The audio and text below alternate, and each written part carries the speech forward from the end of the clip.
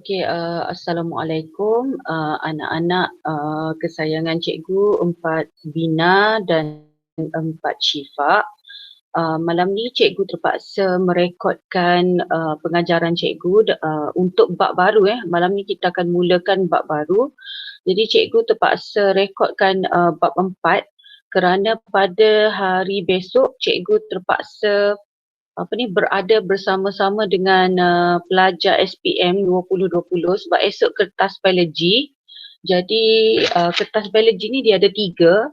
Jadi cikgu terpaksa bertugas daripada pukul 8 sehingga pukul 3.30 petang. Jadi cikgu rekodkan pengajaran bab 4 dan cikgu mohon awak tengok rakaman cikgu ini dan kemudian siapkan di akhir nanti siapkan praktis formatif dan salin soalan yang cikgu ada letakkan pada slide. Okey, so kita mulakan.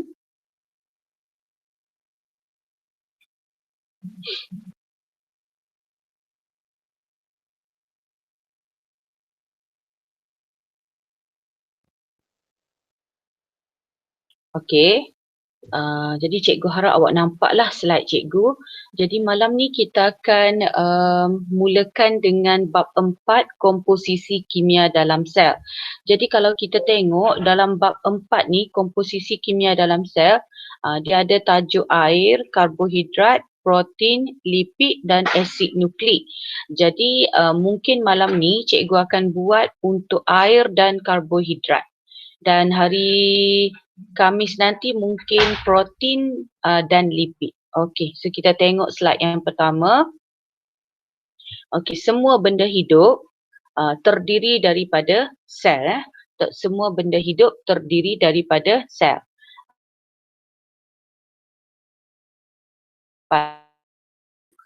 Manusia, haiwan, tumbuhan terdiri daripada sel. Sincan pun ada mempunyai sel, banyak sel. Okay, sel mengandungi bahan kimia dalam protoplasmanya. Jadi dalam sel bahan kimia. Okey. Sebab apa kita ada banyak bahan kimia? Sebab macam contoh sincan dia makan. So bila makan dalam protoplasma kita. Okey. So kita masuk tajuk yang pertama iaitu air. Okey, air ni membentuk 75% bumi. So kalau awak tengok bumi yang sedang berputar ni, yang warna putih tu ialah kawasan daratan. Jadi kawasan yang warna biru tu itu ialah semua air. Jadi 75% daripada bumi kita adalah terdiri daripada air. Yang kedua, 70% daripada badan kita pula, 75% daripada badan kita adalah air. Sebenarnya untuk pengetahuan awak, berat kita, katakan contoh berat awak 45. 45 tu sebenarnya dipengaruhi juga oleh kandungan air di dalam badan.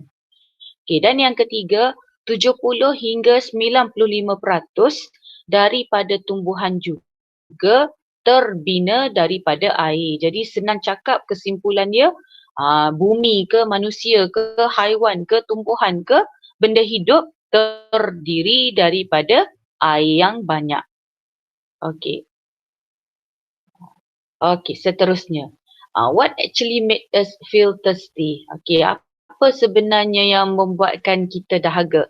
Dan kalau awak tengok di sini, kalau cikgu bagi 3 pilihan air, okey, 3 pilihan air, ada air jus, air soda campur dengan 7 Up apa semua tu. Jadi kalau awak tengok di sini semua air ni awak rasa macam nak minum. Okey.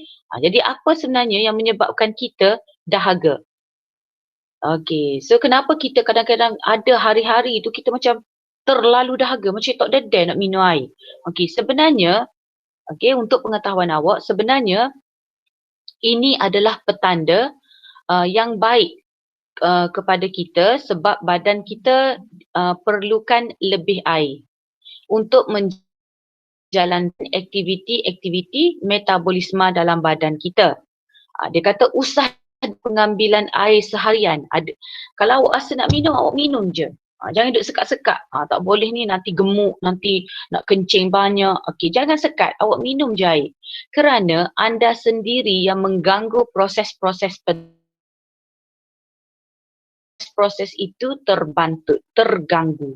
Okey, jadi kalau nak rasa nak minum, minum je air. Okey, air yang diperlukan adalah air kosong. Kalau awak rasa nak minum air, awak jangan beli aiskrim, awak jangan beli air bikarbonat. Sebaliknya awak minum air kosong, bukannya air manis. Kalau awak rasa dahaga, awak minum air kosong, bukan air manis. Okey, kerana semakin banyak air manis yang kita minum, kita akan rasa semakin dahaga. Sebab tu kalau awak sedar, awak perasan bila awak katakan contoh hari panas, awak beli aiskrim. Duduk sekejap lepas makan aiskrim, awak nak minum air. Okey, awak nak minum air lagi. Sebab apa? Sebab aiskrim tu mengandungi gula. Gula menyebabkan gula menyebabkan darah kita, kandungan gula dalam badan kita bertambah. So bila kandungan gula dalam badan kita bertambah, air dalam badan kita sikit. So that's why kita akan rasa dahaga lagi. Sama juga kalau awak minum air manis. Awak rasa tak bila awak minum air manis, air bikarbonat, awak rasa nak lagi. Awak rasa nak minum. Sebab awak rasa lagi dahaga. Okey, jadi awak kena minum banyak air kosong, bukan air manis, sebab badan masih perlukan air kosong, tetapi badan tak dapat nak menegaskan kepada kita maksud yang sebenar. Sebab kita ni macam dapat bila kita rasa dahaga, kita minum air manis. Jadi selagi awak tak minum air kosong, selagi itulah dia akan hantar isyarat nak air. Okey? Jadi ini adalah pengetahuan biologi lah. Sebab bila kita belajar biologi ni, kita nak kait dengan kehidupan seharian kita. Okey. Okay, now kita nak masuk apa yang kita nak belajar hari ini, iaitu mengenai air. Okey, so dalam tingkatan 2, awak sudah pun sebenarnya mempelajari tentang air. Awak sebenarnya sudah mengetahui tentang karbohidrat, protein, lipid dan asid nukleik. Tetapi untuk tingkatan 4 ni, awak akan belajar lebih detail sebab awak ambil biologi. Okey, so sifat dan kepentingan air dalam sel. Okey, air ni merupakan sebatian tak organik. Okey, air ni merupakan sebatian tidak organik. Kenapa? Kerana dia hanya ada unsur H dan O sahaja. Dia kalau sebatian organik, dia ada unsur C, karbon. Okey, kalau dia ada unsur C, karbon, dia adalah sebatian organik. Tapi air, dia bukan sebatian dia adalah sebatian tak organik. Okey, dia adalah sebatian tidak organik. Kerana dia ada unsur H dan O. Kerana dia ada unsur H dan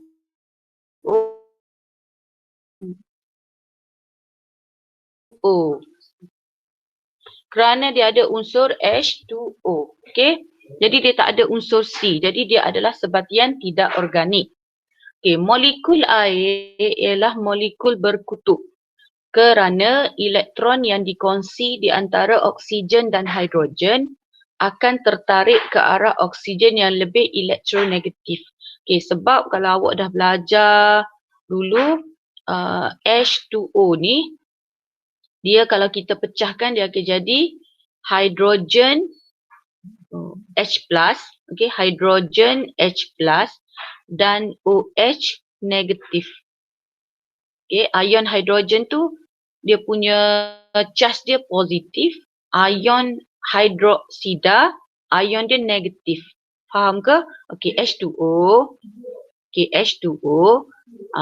Dia bila kita pecahkan, dia sebenarnya terdiri daripada ion hidrogen. Dan charge dia positif. Okay, charge dia positif.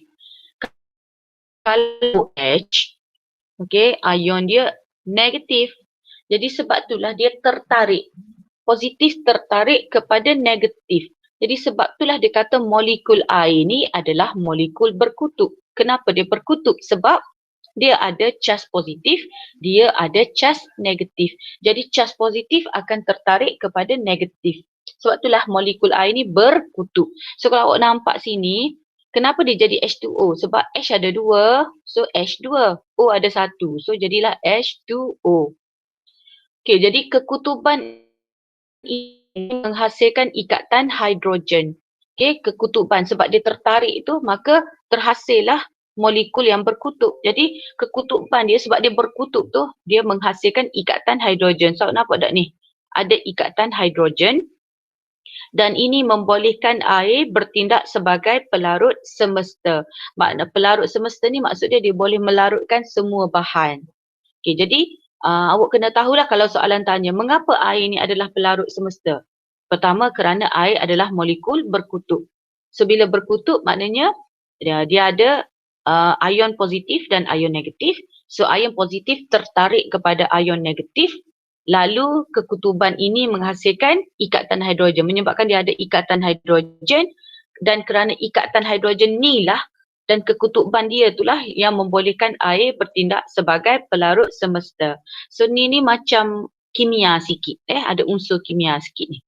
Sifat pelarut semesta air membolehkan zat terlarut seperti glukosa dan elektrolit diangkut merentasi membran plasma ke dalam sel untuk tindak balas biokimia. Jadi air ni adalah pelarut semesta. Dia boleh melarutkan glukosa. Glukosa ni gula lah. Dia boleh melarutkan glukosa dan bahan-bahan sebagainya. Dan elektrolit, elektrit pun boleh diangkut merentasi membran plasma ke dalam sel lalu membolehkan tindak balas biokimia. Okey, so itu ialah sifat pertama air. Yang kedua, air ni mempunyai daya lekit dan daya lekat. Okey, so kita nak tengok apa maksud lekit dan lekat. Okey, molekul air melekat antara satu sama lain melalui daya lekitan. Cara nak ingat ialah awak tengok nampak tak I ni, ada perkataan I ni, ada huruf I. Ada huruf I. So maknanya air melekat dengan air. Faham ke? Air melekat sesama dia. Ni air melekat dengan air, melekat dengan air, melekat dengan air. So kita kata daya lekitan. Maksudnya daya lekitan ni ialah air melekat dengan air. Air dengan air. So daya lekitan. Kalau lekatan, daya lekatan maksudnya air melekat pada permukaan lain. Contoh air dengan dinding ni. So air melekat dengan dinding kita panggil daya lekatan, lekat. Kalau daya lekit, I ada perkataan, ada huruf I tu, daya lekit maknanya air melekat sesama air.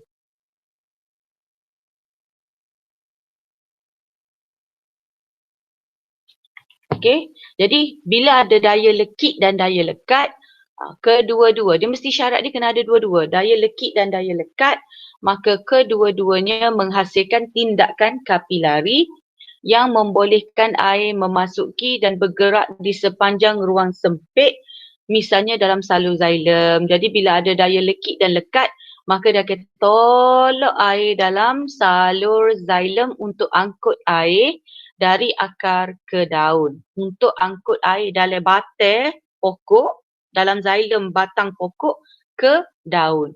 Jadi dia kena ada daya lekit dan daya lekat. Barulah air boleh bergerak ke atas. Okey, kemudian akhir sekali, air ni mempunyai muatan haba tentu air. Muatan haba tentu air. So air mempunyai muatan haba tentu yang bernilai 4.2 kg. Okey, jadi 4.2 ni awak pergilah mana-mana, inilah muatan haba tentu. Memang kena ingat. Sebagai pelajar kelas sains ni kena tahu 4.2 tu ialah muatan haba tentu. Jadi ini bermaksud 4.2 kilojoule tenaga haba diperlukan untuk menaikkan suhu 1 kilogram air sebanyak 1 darjah Celsius. Maksudnya kalau nak naikkan suhu 1 kilogram air bersamaan dengan 4.2 kilo. Kalau 10 kilogram, awak kira sendirilah menggunakan matematik. Okey? Jadi air menyerap banyak tenaga haba dengan kenaikan suhu yang kecil. Jadi ciri ini sangat penting untuk mengekalkan suhu badan organisma. Jadi contoh macam kita, suhu badan kita seperti yang awak tahu kita 37 kan. Jadi kenapa kita ni boleh kekal 37 suhu badan kita? Sebab kita ada banyak air dalam badan kita. Tadi kan 35, 75% badan kita terdiri daripada air. Maknanya air dalam badan kita tu dia akan menyerap tenaga haba sekiranya berlaku kenaikan suhu. Jadi sebab tu suhu badan kita kekal 37 darjah Celsius. Okey, so itu ialah ciri air . Okey, kita pergi soalan yang pertama. Jadi yang ni awak nak kena siapkan, awak buat dalam fail nota lah. Okey, nombor 1, apakah ikatan kimia yang terurai semasa air berubah daripada cecair kepada wap air? Okey, jadi kan tadi air diikat oleh ikatan hidrogen. Jadi bila air tu daripada cecair dia jadi wap, maka ikatan yang putus tu ialah ikatan hidrogen. Okey, sebab air diikat oleh ikatan hidrogen. Jadi bila dia bertukar jadi wap, ikatan yang putus adalah ikatan hidrogen. Okey, soalan 2, mengapakah air dikenali sebagai molekul berkutub?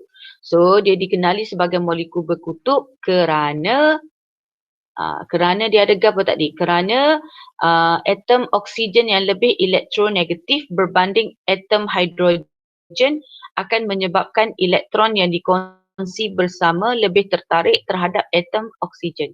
Bahasa dia payah deh. So cara mudah dia kerana air ni ada ion positif dan ion negatif. So ion positif akan tertarik kepada ion negatif. Okey, so bila dia tertarik, ini menjadikan hujung atom oksigen berkutub separa negatif dan hujung atom hidrogen berkutub separa positif diikat oleh ikatan hidrogen. Okey, nombor 3, nyatakan maksud daya lekat dan daya lekit.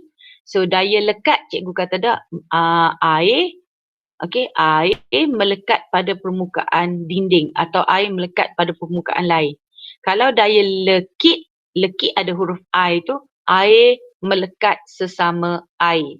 Okey, nombor 4, terangkan bagaimana berpeluh membantu menurunkan suhu badan. Jadi bila kita berpeluh, penyejatan peluh daripada kulit kita akan menggunakan tenaga haba daripada badan kita dan ini sekaligus menyejukkan badan kita.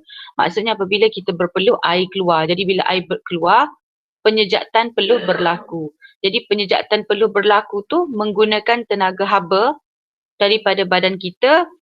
Okay, dia mengeluarkan tenaga haba. Bila kita berpeluh, air keluar. Air yang keluar tu mengeluarkan haba daripada badan kita. So kita akan sejukkan badan kita. Jadi suhu kita sentiasa 37 darjah Celsius.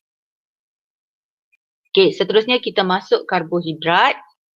Okey, so karbohidrat ni ialah sebatian organik. Kenapa sebatian organik? Unsur karbon. Ingat tak tadi? Air adalah sebatian tidak organik kerana dia tak ada C, dia tak ada unsur karbon. Jadi karbohidrat ni dia ada unsur C, jadi dia adalah sebatian organik.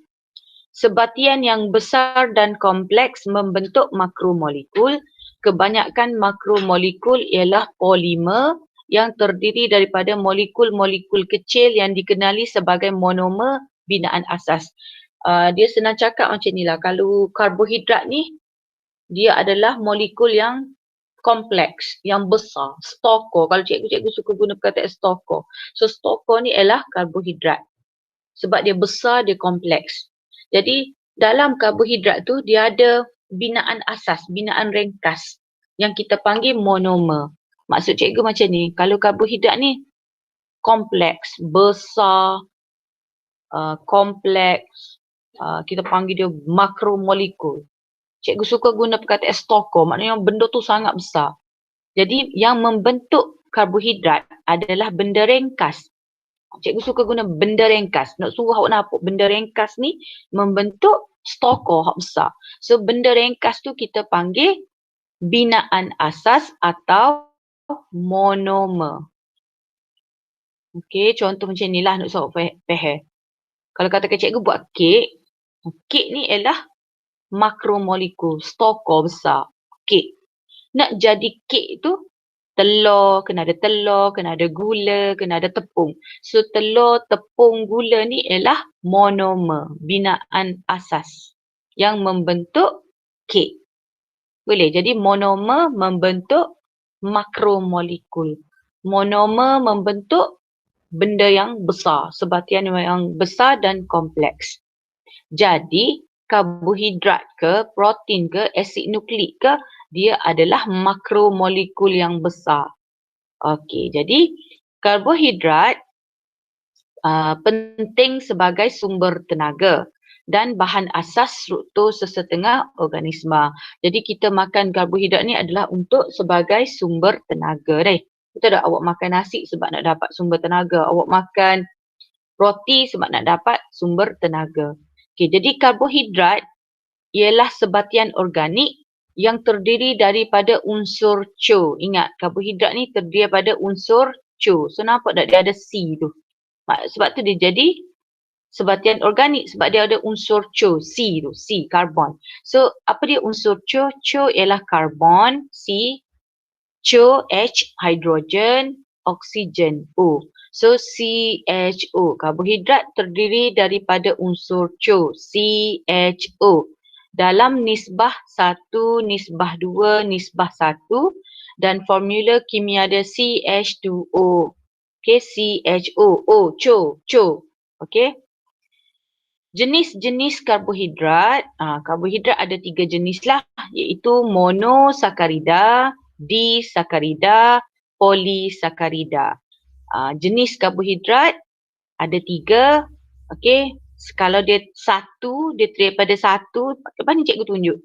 Kalau dia 1, monosakarida. Kalau dia 2, disakarida.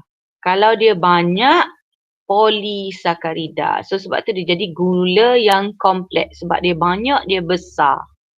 Cikgu ulang sekali lagi. Karbohidrat ni stokor besar. Jadi karbohidrat ni dia ada pecahan-pecahan dia pula. Dia ada jenis-jenis dia, iaitu monosakarida 1, disakarida 2, polisakarida banyak. So bila dia banyak-banyak itulah dia jadi gula kompleks. Okey, so kita nak tengoklah apakah jenis-jenis monosakarida, disakarida dan polisakarida. So monosakarida ni, lepas ni cikgu akan terangkan lagi. Okey, monosakarida ni dia adalah gula paling ringkas sebab dia satu je. Okey, sebab dia satu je, dia adalah gula paling ringkas. Kalau kita nak share dia gula monosakarida, dia ni rasa manis dan dia larut. Okay, dia rasa manis dan dia larut dalam air. Biasanya dia ni adalah manis dalam buah. Ikutlah bila awak makan buah awak rasa manis, itu adalah gula monosakarida. Dia tak semestinya anggur. Awak makan apa lagi awak rasa manis tu, itu ialah gula monosakarida. Okey, disakarida 2. So 2 rasa dia manis juga dan dia ni ada dalam buah-buah manis. Gula bit ni maksud dia gula ubi. Bila awak makan ubi kan awak rasa macam manis-manis gitu. Itu ialah disakarida.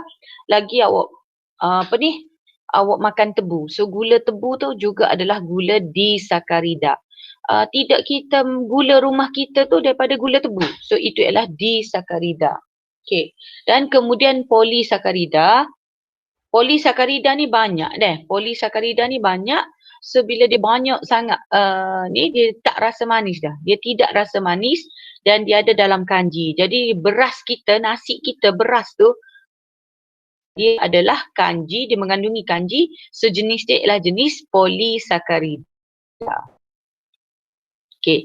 So yang ni yang cikgu kata tadi, mono 1, D2, poli banyak. So awak nampak tak? Kalau monosakarida, dia cuma ada satu molekul je.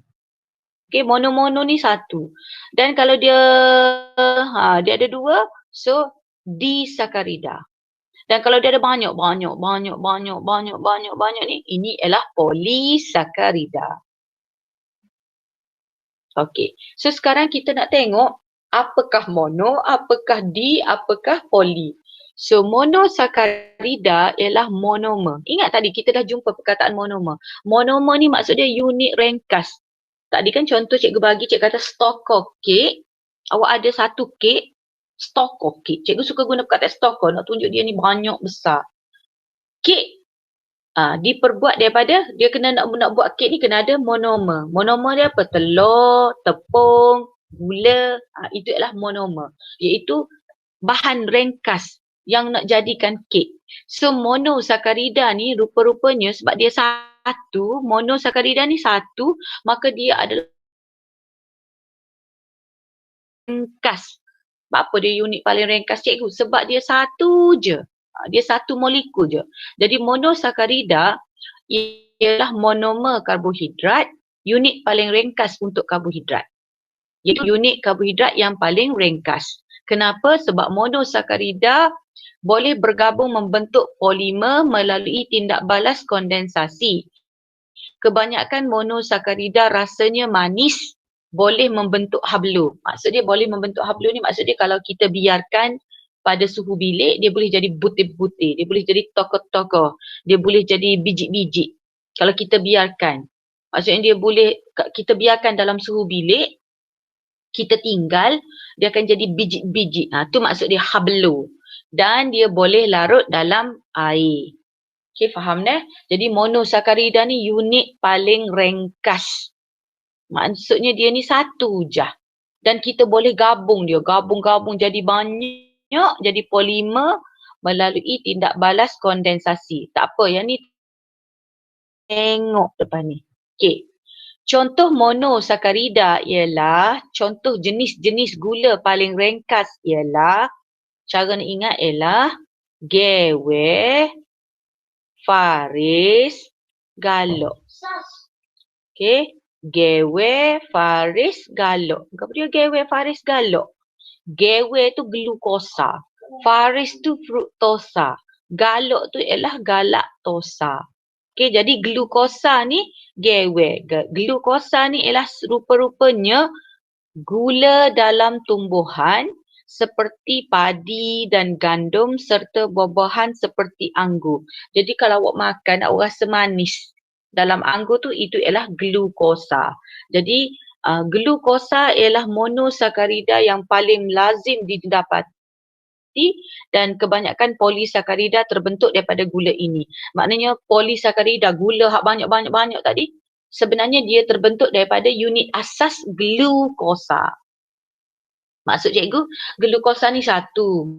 Bila glukosa campur jadi dua, jadi disakarida. Glukosa campur jadi banyak-banyak, dia jadi polisakarida. Jadi rupa-rupanya glukosa ni ialah unit paling ringkas untuk karbohidrat. Jadi glukosa ni ada dalam buah-buahan manis. Okey. Dan dia lagi, okey. Kemudian fruktosa. Ingat tadi, gewe, faris, galok. So fruktosa. Fruktosa ni ialah gula juga. Tapi gula yang terdapat dalam madu. Biasanya dalam madu lah. Okay? Dan buah-buahan manis. Maknanya kalau makan buah manis tu, dia ada glukosa dan fruktosa. Biasanya fruktosa ni gula dalam madu. Rasa manis madu tu ialah fruktosa. Dan kalau galaktosa, rasa manis gula yang terdapat dalam susu. Jadi cara mudah nak ingat, monosakarida ni ialah gula paling ringkas, satu. Contoh dia gewe, faris, galok. Glukosa, fruktosa, galaktosa. Okey, jelas Okey. So nampak tak? Tu, monosakarida, gula ringkas, satu. Okey, so dia adalah monomer, unit paling ringkas kepada karbohidrat. Okey, ni cikgu dah bagi dah. Gewe, faris, galok. Okey, dapat Okey. So kalau makan strawberry ada rasa manis tu, glukosa lah. Awak makan cherry, glukosa lah. Okey, fruktosa biasanya gula dalam madu dan galaktosa manis dalam susu. Okey, masih lagi monosakarida. Apakah ciri monosakarida tadi? Penurunan, iaitu berupaya memindahkan hidrogen atau elektron kepada sebatian lain. Okey, dan dia maksudnya dia boleh buat proses penurunan. Dan semua monosakarida, gewe, faris, galok tadi, glukosa, fruktosa, galaktosa, semuanya ketiga-tiga tu penurun. Cikgu, apa dia gula penurun? Maknanya dia boleh menurunkan hidrogen menjadi sebatian lain. Cikgu saya tak faham juga. Okey, macam ni lah. Maksud dia, apabila awak panaskan glukosa dalam larutan Benedict, maka ia akan menurunkan kuprum 2 sulfat biru dalam Benedict tu menjadi mendakkan kuprum 1 oksida, maka dia akan warna merah bata. Ikutlah kalau awak guna glukosa, awak panaskan dalam Benedict, dia akan keluar merah bata. Awak panaskan fruktosa dalam larutan Benedict, dia akan keluar merah bata. Kalau awak panaskan gula galaktosa dalam larutan Benedict, dia akan keluar warna merah bata. Sebab apa cikgu? Daripada biru dia jadi merah. Sebab dia menurunkan kuprum 2. Nampak tak? Dia turun. Dia turun kuprum 2 kepada kuprum 1. Maksudnya dia turunkan. Daripada 2 jatuh pergi pada nombor 1. So nampak tak? Warna Benedict. Warna Benedict tu biru. Sebab dia ada kuprum 2 sulfat. Dia turunkan jadi mendakkan kuprum 1 oksida, dapatlah warna merah bata. Macam ni maksud cikgu. Awak gunalah glukosa, dia akan jadi mendakkan merah bata. Awak guna gula fruktosa dalam madu tadi, pun dia akan keluar mendakkan merah bata. Awak guna eksperimen, guna susu, awak panaskan dalam Benedict, pun awak akan dapat mendakkan merah bata.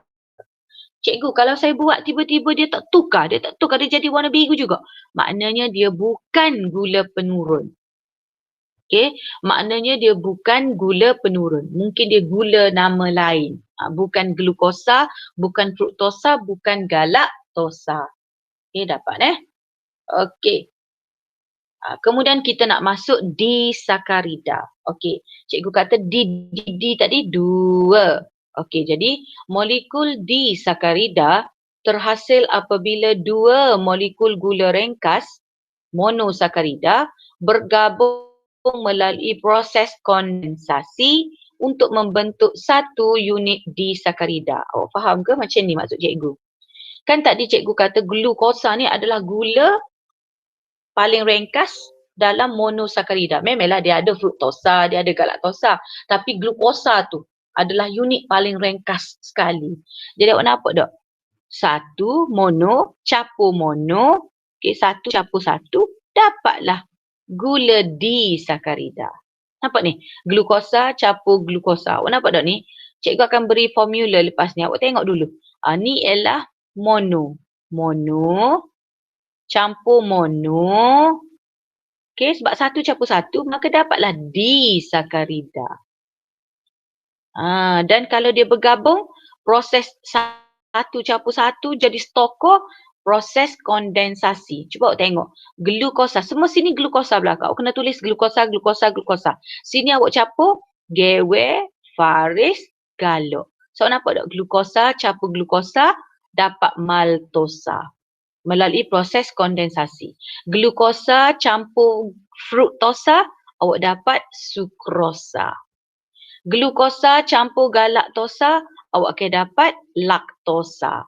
So, nampak tak sini? Glukosa semua sini glukosa belakang sebab dia unit paling ringkas. Sini je awak kena hati-hati, awak tambah gewe, faris, galo. So, 1 campur 1 jadi stokor benda besar, kita panggil proses kondensasi. Kalau you nak jadi stokor benda besar, proses kondensasi. So dapatlah gula disakarida. Jadi jenis gula disakarida ialah maltosa, sukrosa, laktosa. Cara nak ingat ialah gula disakarida ialah ma, suko, lakso. Ma, suko, lakso. Cikgu, jadi saya kena ingat kan ni? Kalau glukosa campur glukosa keluar apa? Kena ingat lah. Kena ingat sendiri. Glukosa campur glukosa tu bit maltosa. Glukosa campur fruktosa. Jadi sukrosa. So, cikgu ada cara nak ingat juga. Okey, cikgu ada cara nak ingat macam ni. Pelajar ni kadang-kadang bila cikgu beri cara nak ingat, dia tak cara pun. Bila nak jawab, cikgu terang 2, 3, 4 kali pun dia buat tak tahu lagi. Esok nak pergi esok, barulah dia tanya. Okey, so cara ni ingat ialah sini semua glukosa belakang, sini semua glukosa. Cara ni ingat ialah gelu untuk ma. Glue untuk ma. Maksudnya ke apa? Ni nak beli glue ni, nak bagi ke ma awak. Glue untuk ma. Okay, fruit. Awak nak beli buah. Fruit. Nak beri ke su. Nak beli buah ke su. Fruit untuk su. Glue untuk ma. Galak. Galakkan. Awak nak beri galakkan. Galakkan untuk la.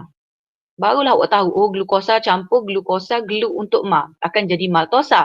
Kalau glukosa campur fruit. Fruit nak bagi ke su. Glukosa campur fruktosa dapat sukrosa. Glukosa campur galak. Galak nak bagi ke la. So gula campur galaktosa dapatlah laktosa. So proses kecil nak jadi stokol besar, kita panggil proses kondensasi. Kalau proses tu nak jadi stokol besar, 1:1, nak jadi stokol 2, kita panggil kondensasi. Jelas Okey. Dan pada masa sama, daripada disakarida, awak juga boleh pecahkan balik menjadi mono semula. Apa maksud cikgu? Ni, stokol disakarida 2 tadi, awak boleh pecahkan balik jadi satu-satu melalui proses hidrolisis. Kalau kita nak membentuk benda tu jadi besar, kita panggil kondensasi. Maksud contoh ginilah, cikgu ada telur, ada tepung, ada gula. Cikgu akan buat proses kondensasi, dapat kek.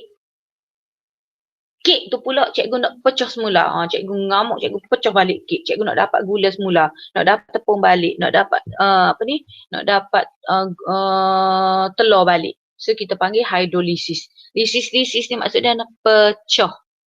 Lisis ni adalah pecah. Okay, dan nak pecah kena wajib ada air. Sebab tu dia panggil hidrolisis. Nak pecah kena ada air. Sebab itulah maltosa 2 ni disakarida kena campur air, barulah dia pecah jadi glukosa-glukosa. Apa cikgu glukosa-glukosa? Glue untuk ma. Fruit untuk su. Galak untuk la. So daripada 2, awak boleh pecah dia jadi satu-satu melalui proses hidrolisis. Dan wajib sini. Kalau kondensasi, ni. Kalau kondensasi tak perlu campur air ni. Nampak tak? Tak payah ada air sebab dia kondensasi. Okay, jelas Okay, so persamaan tadi kita boleh gabung macam ni lah. Nampak? 1:1, stokol proses kondensasi dapatlah disakarida. Tapi bila awak nak pecah balik, 2 ni awak nak pecah balik, nak pecah balik jadi benda ni, awak kena wajib campur air. Awak kena wajib campur air. So maknanya maltosa campur air dapatlah glukosa. Okay, dapat Okay, jadi boleh buat macam ni. Kalau awak jumpa ada anak panah macam ni, ini orang panggil anak panah tindak balas berbalik. Kalau awak jumpa 2 anak panah macam ni, kita panggil tindak balas berbalik. Kemudian cikgu berbalik, pergi dan boleh balik. Maknanya boleh pergi jadi 2, 2 boleh jadi balik semula jadi 1. So yang nak pergi jadi 2, kondensasi. Nak pecah balik jadi air, hidrolisis. Hidro air, lisis pecah. Pecah jadi 1:1 semula. So cara nak ingat ialah glue untuk ma, fruit untuk su, galak untuk la. Yang kena hafal lah, tak ada cara lain.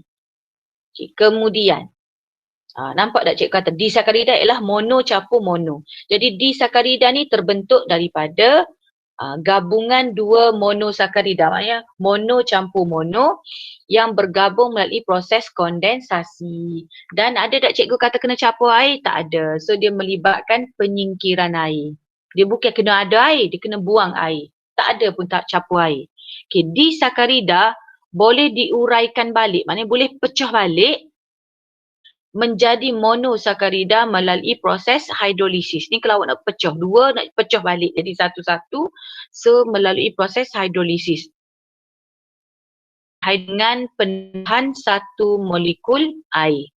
Contoh, contoh jenis-jenis gula disakarida ni ialah ma, suka, laksa. Apa dia ma, suka, laksa? Ma tu ialah maltosa. dia gula dalam biji-biji rin. Kalau sukrosa ialah gula yang ada dalam tebu, buah manis, gula bit. Gula bit ni adalah gula ubi. Cikgu terangkan benda ni. Okey, laktosa ialah gula yang ada dalam susu. Oh cikgu, jadi samalah galaktosa tadi. Ya. Dah. Okey. Okey, kemudian awak ingat tak tadi Gewe, Faris, Galop? Semuanya adalah jenis gula penurun. Sebab apa dia gula penurun? Sebab dia boleh turunkan warna biru Benedict jadi warna merah. Jadi mendapatkan merah bata. Okey, kemudian suka laksa, maltosa ni gula penurun. Pun kalau awak guna dengan Benedict, dia akan tukar jadi mendapatkan merah bata. Penurun, dia boleh tukarkan jadi merah bata. Kecuali, ada kecuali pula dah. Kecuali penurun. Maksud cikgu kalau awak guna dengan Benedict, dia tak tukarkan jadi mendapatkan merah bata. Tidak, dia tak tukar jadi merah bata. Jadi kalau awak buat eksperimen, tiba-tiba tak tukar jadi merah bata, mesti tu ialah gula sukrosa. Nampak? So dia kata sini, sukrosa ialah gula bukan penurun. Sebab apa dia gula bukan penurun? Kerana tidak menurunkan kuprum 2 sulfat kepada kuprum 1 oksida. Dah. Tapi cikgu saya nak turun juga dia. Okey, boleh awak nak turunkan dia. Dengan syarat awak kena pecahkan dulu dia menjadi unit monosakarida dulu. Gapo? Tadi kan cik kata dah dia. Fruit untuk su. Awak kena pecah dulu biar dia jadi glukosa, biar dia jadi fruktosa dulu. Barulah bila awak uji dengan Benedict, maka dia akan turunkan warna jadi warna merah bata. So kalau awak tengok sini tadi kan cik kata sukrosa ni ada dalam gula tebu, sukrosa ada dalam gula bit. So ni lah contoh gula bit, gula ubi tu. Ni ialah laktosa. Laktosa ada dalam manis susu. Dan maltosa ni ada gula dalam biji rin. Gula dalam biji rin. Okey? Ni contoh-contoh dia. Boleh? Ni gula bit lah ni. Gula bit ni adalah gula dalam ubi. Apa-apa ubi. Gula dalam tebu. Ini ialah sukrosa dua ni. Okey. Ni dia juga ni. Gula sukrosa juga ni. Kalau gula manis dalam susu, laktosa. Okey. Galaktosa. Galaktosa. Okey. Lepas tu kalau yang manis dalam buah ni, apa dia tak ada? Maltosa. Okey. Okey. Seterusnya, ni yang cikgu kata tadi. Nanti kalau bersemuka, nanti kita akan buatlah amal ini. Awak nampak tak? Campur dengan Benedict. Campur dengan Benedict, panaskan glukosa. Nampak tak? Glukosa tadi gula penurun kan? So, awak panaskan, campur ni, glukosa campur dengan Benedict. Awak panaskan dalam kukus air. Awak pun tinggal. Tinggal tu, nanti warna ni dia akan bertukar daripada biru jadi mendapatkan merah bata. Sebab apa? Sebab glukosa adalah gula penurun. Tapi kalau awak guna sukrosa, awak tunggulah selama mana pun dia tetap warna biru juga. Okey? So nampak tak? Dia jadi mendapatkan merah bata. Sebab awak campur glukosa dan Benedict. Ni proses-proses dia daripada warna biru, mula-mula dia akan jadi hijau dulu. Warna turquoise. Lepas tu dia akan warna hijau. Dia memang cantik eksperimen ni. Lepas tu dia akan bertukar. Jadi mendapatkan merah bata. So ini ialah proses dia sebelum dia jadi mendapatkan merah bata. Memang awak akan nampak pertukaran warna dia ni. Okey. Cikgu, kalau saya guna sukrosa, so ingatlah sukrosa ni adalah gula bukan penurun. Jadi sukrosa tidak menurunkan. Ingat dia tidak akan menurunkan kuprum 2 sulfat.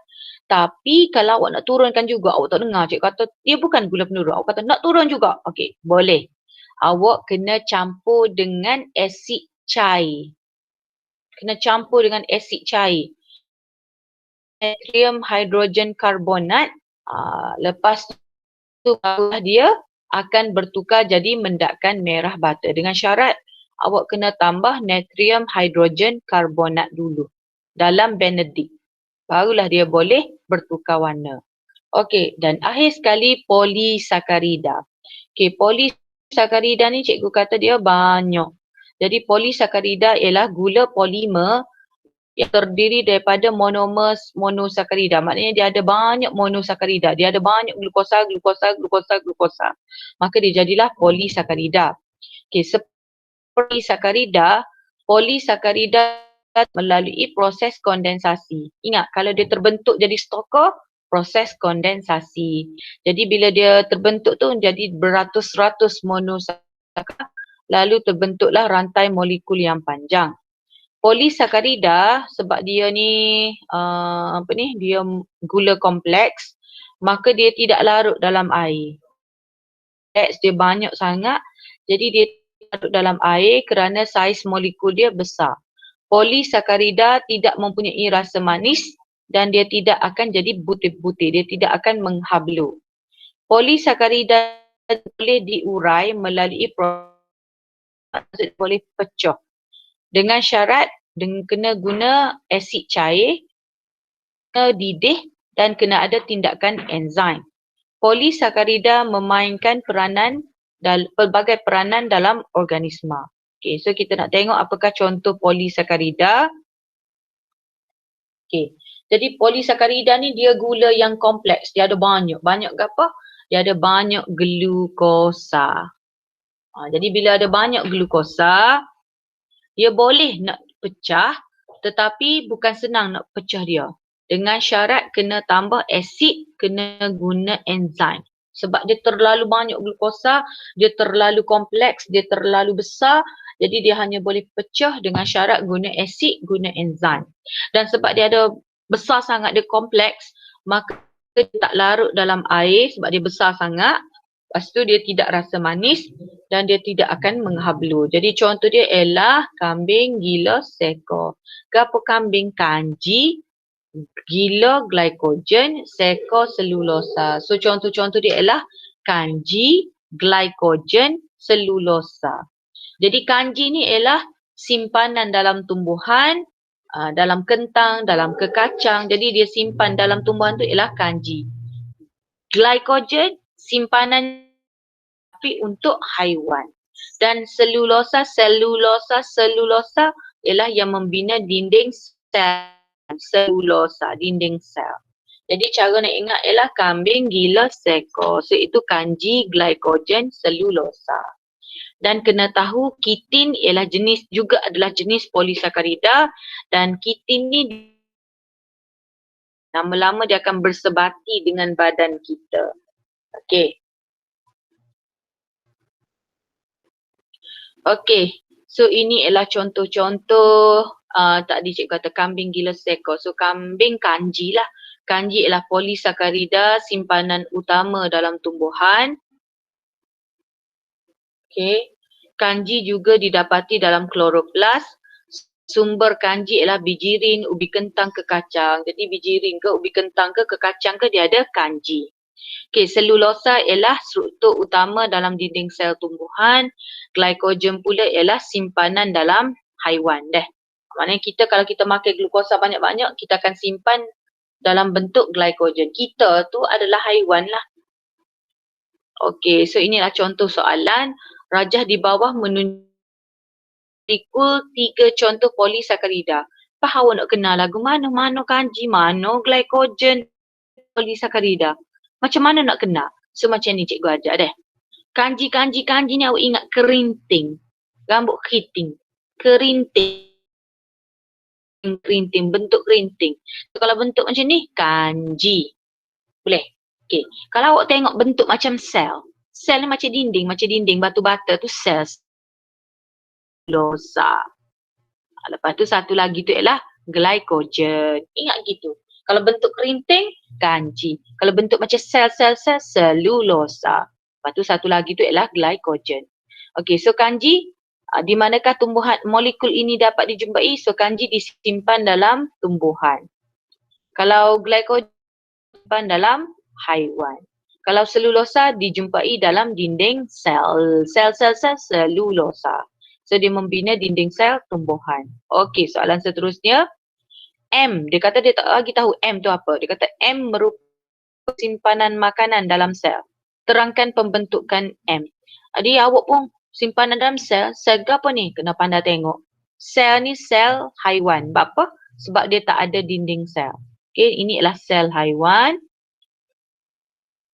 Jadi sebab dia tak ada dinding sel. So, dia kata M ni adalah simpanan makanan dalam sel.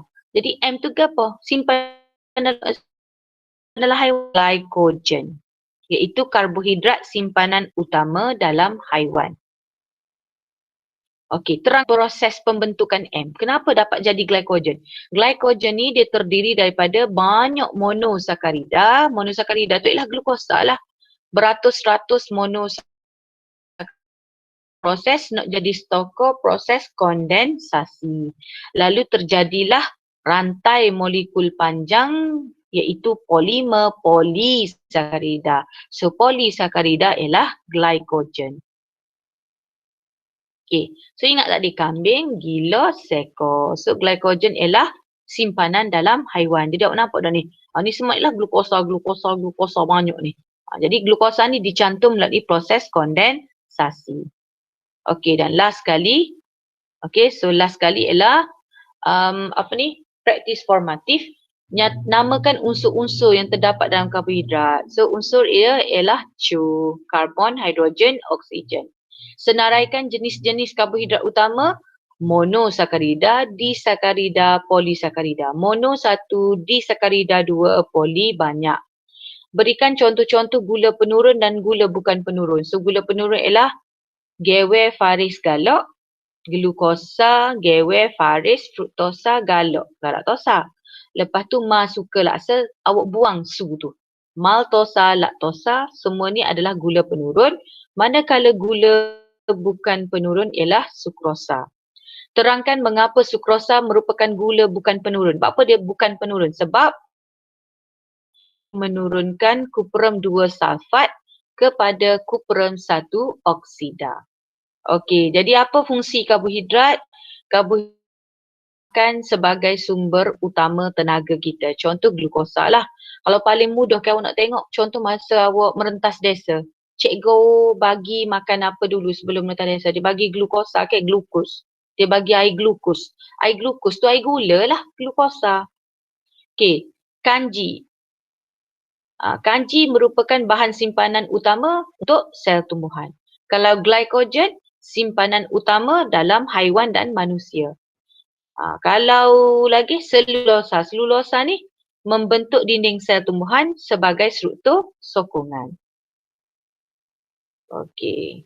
Nampak? Jadi, why the longer you chew a cracker, bread or rice, the sweeter it becomes. Ni satu pengetahuan lah untuk awak. Kenapa bila awak makan roti ke, makan nasi ke, makan biskut ke, sebab dia ada unsur karbohidrat kan. Bila awak makan dia, awak kunyah makin lama dia akan rasa makin manis. Kenapa? Awak kunyah dia, rasa dia makin manis. Sebab apa? Sebab bila kita kunyah, kita tengok sekejap deh, nota dalam bahasa Inggeris lah. Dia kata, digestion begins in the mouth. Pencernaan ni bermula di mulut kan. Pencernaan berlaku di mulut. Where the food is cut and chopped by the teeth. So bila awak makan kan, biskut ke roti ke, awak akan kunyah dan awak potong melalui tindakan gigi awak. The tongue helps mix the food particles with a digestive juice called saliva. Nanti lidah awak akan macam campurkan, macam gaulkan. Dia akan gaul-gaulkan roti biskut tadi bersama dengan air liur yang dirembeskan oleh ada satu kelenjar air liur dekat mulut awak. Through chewing cuts food into small pieces that are more easily attacked by saliva, which moistens the food so it can be swallowed easily. Saliva also contains the enzyme amylase. Jadi dalam air liur awak tu dia ada enzim amylase. Amylase tu akan menukarkan, akan memecahkan kanji, akan mencerna kanji jadi glukosa. Jadi glukosa tu gula. Sebab tu bila awak makan kunyah, makin lama makin manis, sebab air liur tu ada enzim amylase, dia akan pecahkan pecahkan kanji yang ada dalam nasi, dalam roti jadi glukosa. Glukosa tu ialah gula. Okey, So kita dah habis, jadi cikgu harap tugas awak ialah tengok dan komen dekat YouTube nama dan kelas awak. Maknanya awak dah menonton rakaman cikgu. Lepas tu siapkan praktis formatif dan salin soalan yang cikgu letakkan dalam slide tadi. Okey, Assalamualaikum.